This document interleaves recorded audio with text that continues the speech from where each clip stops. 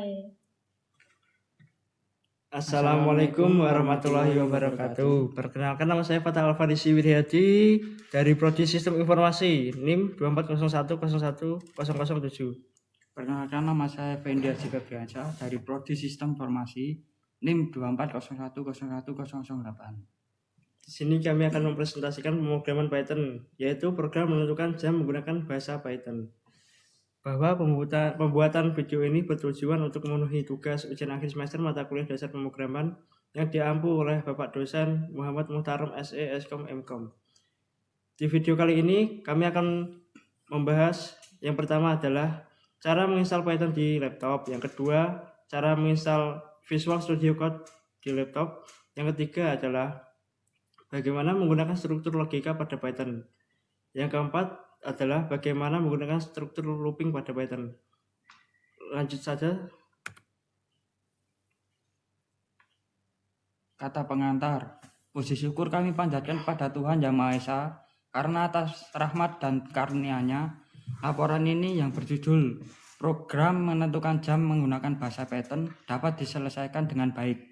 Kami menyadari bahwa dalam penyusunan laporan ini masih banyak kekurangan. Oleh karena itu, kami dengan senang hati menerima kritik dan saran yang membangun dari pembaca untuk perbaikan di masa mendatang. Akhir kata, kami harapkan laporan ini dapat bermanfaat bagi pembaca, khususnya dalam memahami penggunaan logika dan looping pada Python. Yang pertama adalah latar belakang. Logika dan looping adalah dua konsep fundamental dalam pemrograman yang memungkinkan pengembang untuk membuat program yang dinamis dan efisien. Dalam bahasa pemrograman Python, penggunaan logika dan looping sangat penting untuk mengontrol alur eksekusi program dan memproses data berulang kali berdasarkan kondisi tertentu. Looping atau perulangan adalah cara untuk menjalankan blok kode yang sama berulang kali sampai kondisi tertentu terpenuhi. Yang selanjutnya adalah Python menyediakan dua jenis perulangan utama. Yang pertama adalah for loop dan penggunaan looping. Sangat bermanfaat dalam situasi di mana diperlukan pemrosesan yang berulang, seperti iterasi melalui item dalam sebuah daftar atau melakukan perhitungan matematika yang berulang. Dengan memanfaatkan logika dan looping, program Python dapat menjadi lebih fleksibel dan modular. Hal ini memungkinkan pembuatan solusi yang lebih kompleks dan efisien untuk masalah pemrograman. Memahami cara kerja logika dan looping adalah kunci untuk menjadi pengembang Python yang mahir, karena kedua konsep ini seringkali digunakan dalam hampir semua aplikasi Python.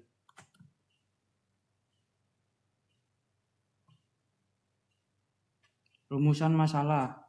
1. Bagaimana cara install Python? 2. Bagaimana cara install Visual Studio Code? 3. Bagaimana penggunaan struktur logika pada Python? 4. Bagaimana penggunaan struktur looping pada Python? Tujuan dari penulisan laporan ini adalah sebagai salah satu syarat untuk memenuhi kewajiban akademik dalam rangka mengikuti ujian akhir mata kuliah pemrograman dasar. Laporan ini disusun untuk yang pertama, mendokumentasikan hasil kegiatan atau pembelajaran yang telah dilakukan secara sistematis dan terstruktur. Yang kedua, menunjukkan pemahaman dan kemampuan penulis dalam menyusun laporan yang sesuai dengan standar akademik. Yang ketiga, memenuhi salah satu syarat administratif dan akademik guna mendapatkan hak mengikuti ujian akhir. Yang keempat, memberikan gambaran mengenai proses dan hasil kegiatan kepada pembaca sehingga dapat menjadi bahan evaluasi dan pertimbangan. Masuk ke bab kedua, landasan teori, yaitu A. Bahasa pemrograman. Bahasa pemrograman atau sering diistilahkan juga dengan bahasa komputer atau bahasa pemrograman komputer adalah instruksi standar untuk memerintah komputer.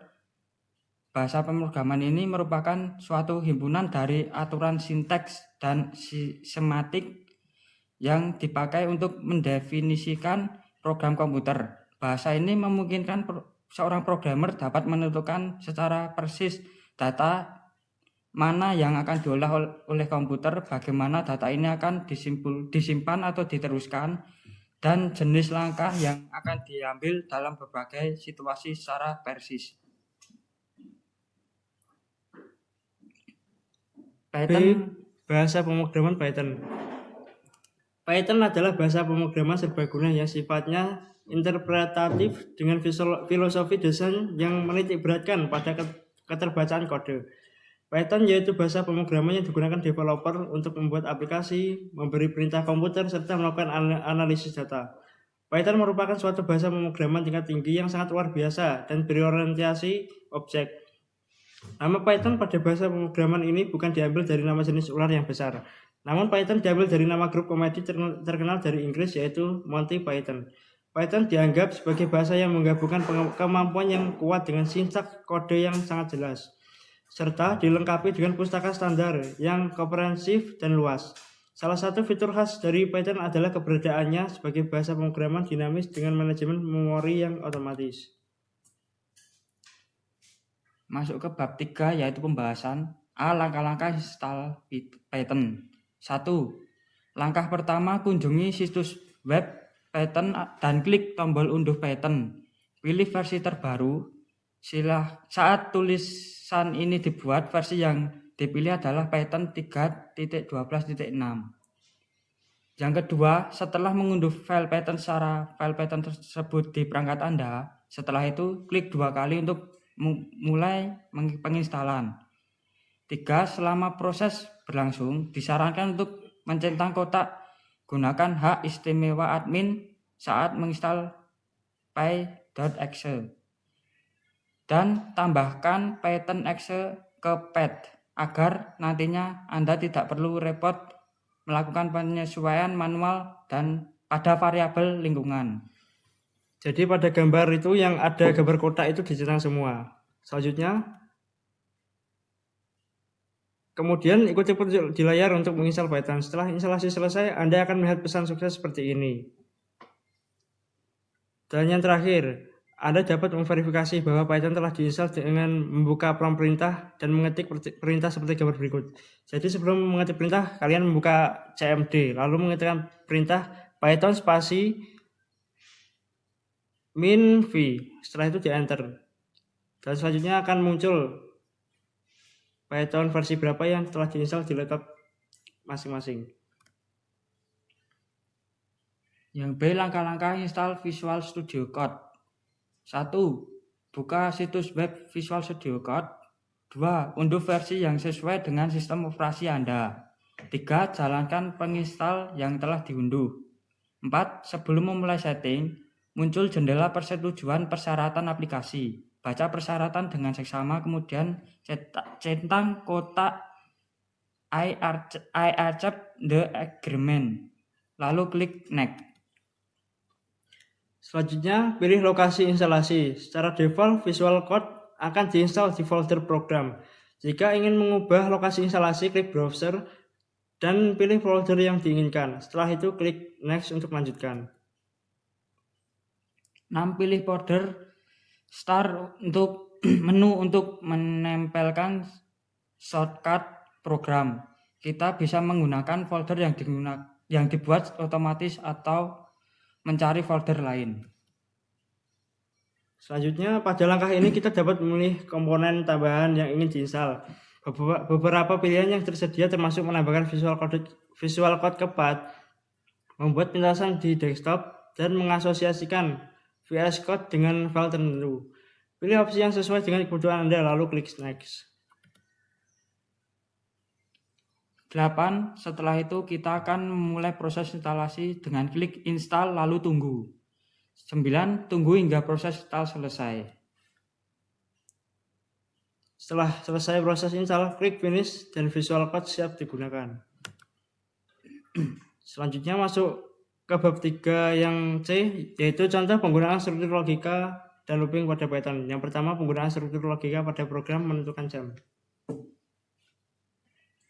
Di sini ada penggunaan struktur logika pada program menentukan jam.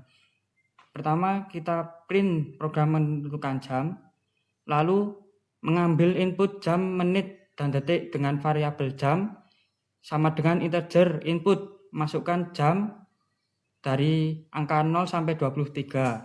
Setelah itu variabel menit sama dengan integer input, masukkan menit dari angka 0 sampai angka 59. Setelah itu ada variabel detik atau sama dengan integer input, masukkan detik dari angka 0 sampai angka 59. Setelah itu program akan memeriksa validasi input. If 0 lebih besar, jika jam lebih besar dari angka 0 dan lebih kecil dari angka 24, dan menit lebih besar dari angka 0 atau lebih kecil dari angka 60 dalam rentang atau dapat disimpulkan dari rentang 0 sampai 59 tadi sudah dijelaskan dari awal tadi. Dan untuk detik itu dalam rentang waktu angka 0 sampai dengan 59 atau kurang dari 60. Setelah itu menentukan periode waktu. If 5 lebih kecil atau sama dengan jam lebih kecil dari 12. Artinya jika jam lebih besar dari angka 5 atau sama dengan angka 5 dan lebih kecil dari angka 12, maka waktu tersebut menunjukkan pagi. Elif 12 lebih kecil dari jam atau lebih kecil dari angka 18.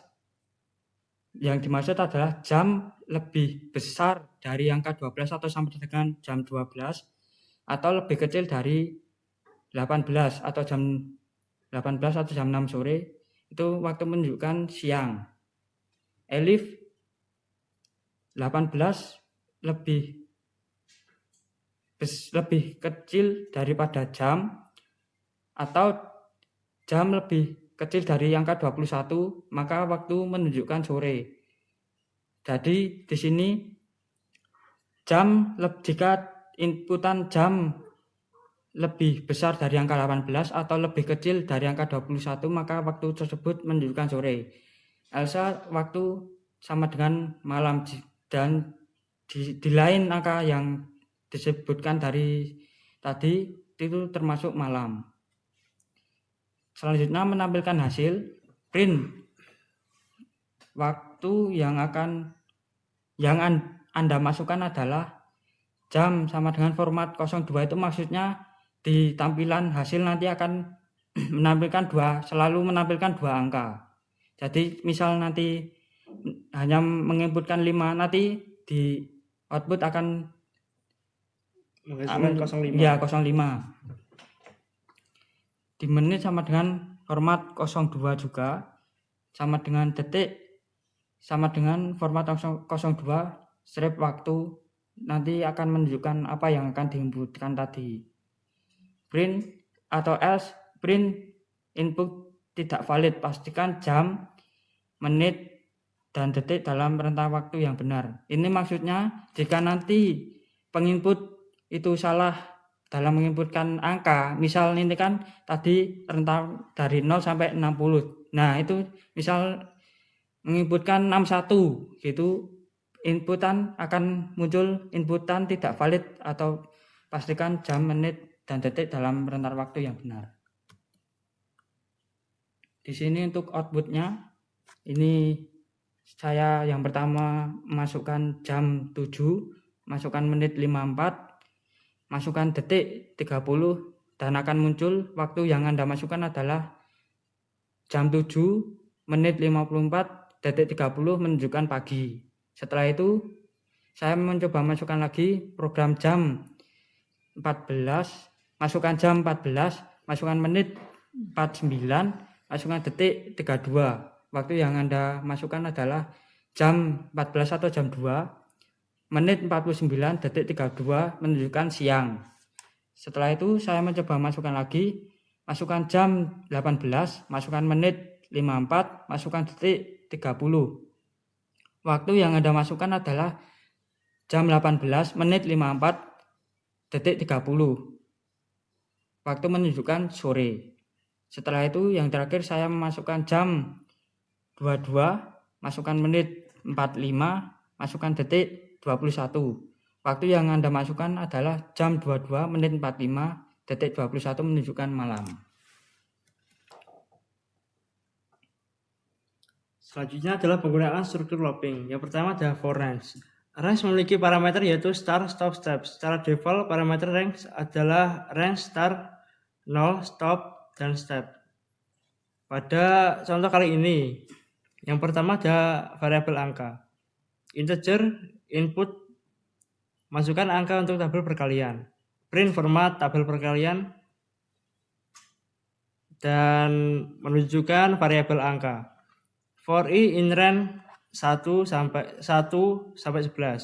Print format angka, variabel angka dikali variabel angka x variabel i sama dengan variabel angka dikali i.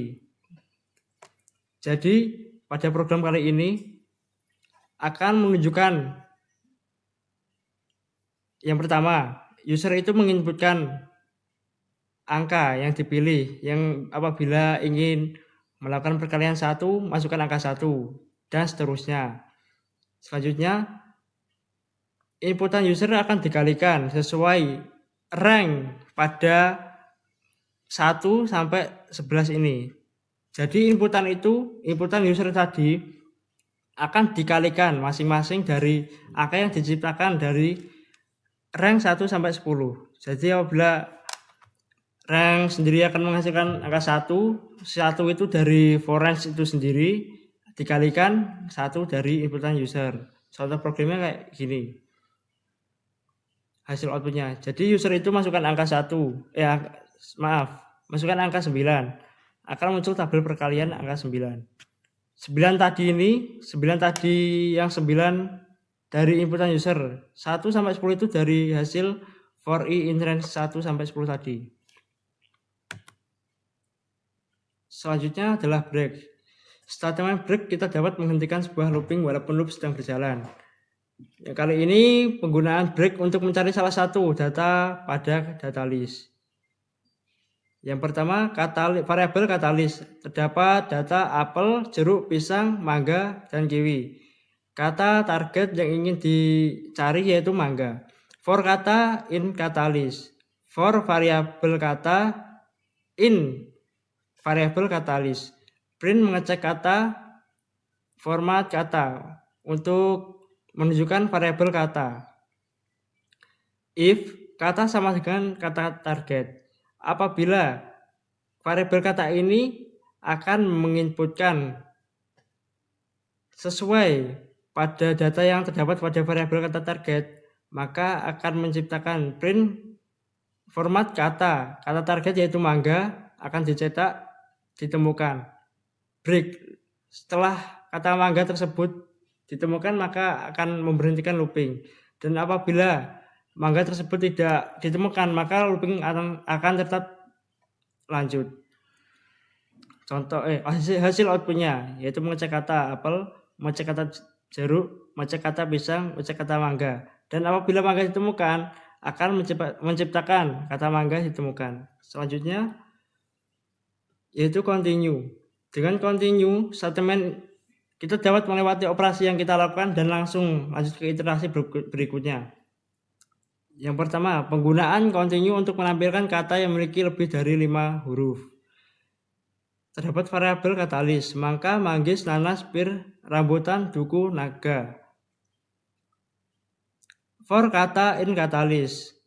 For variabel kata in variabel katalis. If len sendiri untuk menunjukkan bahwa banyaknya kata di masing-masing isi kayak semangka, manggis, nanas, pir, rambutan, dan seterusnya itu.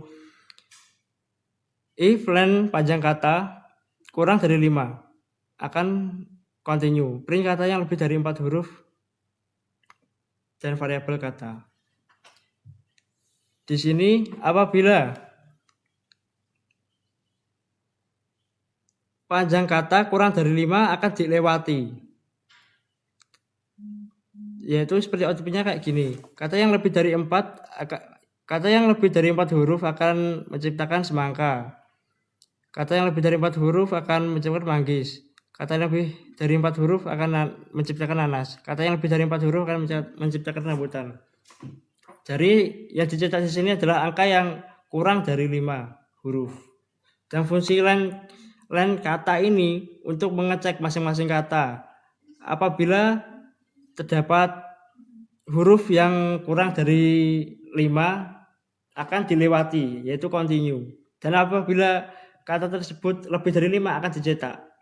Selanjutnya, yaitu while.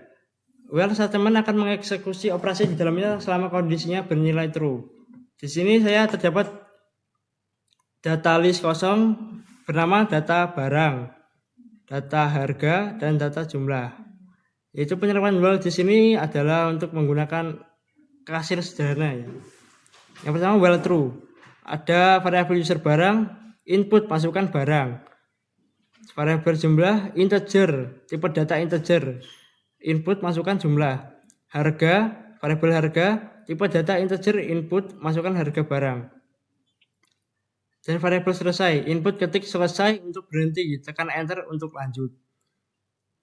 Data barang append user barang. Di sini ketika user itu menginputkan user barang ini, menginputkan masukkan barang, hasil inputan user dimasukkan barang akan tersimpan di data barang, data list barang ini.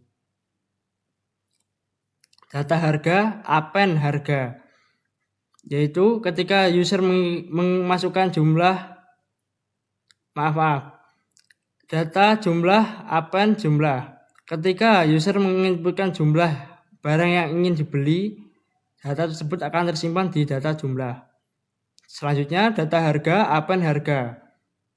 Ketika user itu menginputkan harga barang, akan masuk data tersebut di data harga. Dan selanjutnya if selesai sama dengan string selesai break, yaitu apabila user tersebut menginputkan kata selesai, maka looping akan berhenti. Dan ini untuk menciptakan struknya. Print barang jumlah, barang harga, total. Variabel total keseluruhan adalah untuk menampung nilai, yang di sini menampung nilai angka 0. Itu selanjutnya membuat baris sesuai dengan panjang hasil data. For i in range len, data barang len sendiri untuk mengetahui bahwa data dalam data list tersebut terdapat berapa data. Selanjutnya total data jumlah variabel i dikalikan data harga. I sendiri mewakili masing-masing data yang terdapat pada data list tersebut. Selanjutnya total keseluruhan ditambah sama dengan total. Print format data barang i titik kurang 12. Di sini untuk menciptakan spasi, yaitu jaraknya itu kurang dari 12 karakter. Spasinya itu berjumlah 12 karakter. Selanjutnya data jumlah buka kotak kurung sama. Di sini untuk mengasih jarak sejumlah 15 karakter. Selanjutnya data harga kurung kotak spasi berjarak 15 karakter. Dan total spasi jarak 15 karakter. Print total keseluruhan diambil dari total keseluruhan variabel total keseluruhan. Itu terdapat pada nilai ini. Uang pembeli, integer input masukkan uang pembeli. Di sini user sendiri akan menginputkan berapa uang yang dikasih pembeli kepada user. Variabel sisa uang pembeli, variabel uang pembeli dikurangi total keseluruhan, nanti akan menciptakan sisa uang. Dan contoh outputnya, masukkan barang sabun, masukkan jumlah ada 3, masukkan harga barang 3.000, ketik selesai untuk berhenti dan tekan enter untuk melanjutkan. Di sini kita menekan enter untuk melanjutkan. Yang kedua, barang kedua masukkan barang mie, masukkan jumlah ada 6, masukkan harga barang 3.500. Ketik selesai untuk berhenti, tekan enter untuk lanjut. Dan di sini kita selesai untuk mengakhiri looping. Dan ini hasil struknya. Barangnya ini harga per itemnya segini dikalikan hasilnya 9.000 ini, dan ini sama. Total keseluruhan pembelian ada 30.000. Lalu masukkan uang pembeli. Pembeli di sini memasukkan uang 35.000. Dan sisa uang dari pembeli sendiri ada 5.000. Kita masuk ke bab 4 atau penutup, yaitu A. Kesimpulan. Pembahasan pada PPT ini menjelaskan tentang langkah-langkah instalasi Visual Studio Code yang merupakan editor code yang populer untuk mengembangkan Python. Dalam studi kasus yang digunakan, penerapan logika dan looping memberikan solusi yang efisien dan mudah dimengerti untuk masalah yang diberikan, seperti menghitung angka, mengolah data, atau menjalankan tugas yang berulang. Mungkin cukup untuk pembahasan materi pada video kali ini. Apabila kami salah kata maupun salah pengucapan, kami mohon maaf sebesar-besarnya. Semoga video ini dapat bermanfaat bagi teman-teman semua dalam yang sedang ingin mempelajari Python.